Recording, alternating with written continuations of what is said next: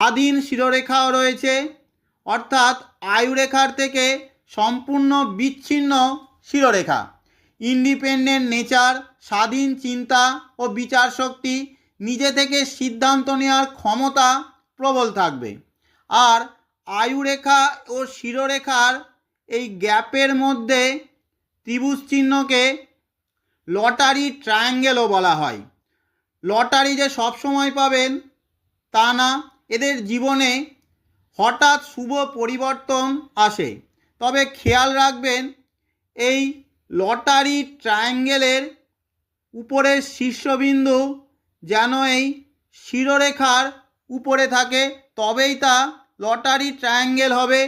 কারো কারো হাতে দেখা যায় যে এই রকমভাবে ক্রস করে চলে যায়, এটা কিন্তু লটারি ট্রায়াঙ্গেলের সংজ্ঞা না।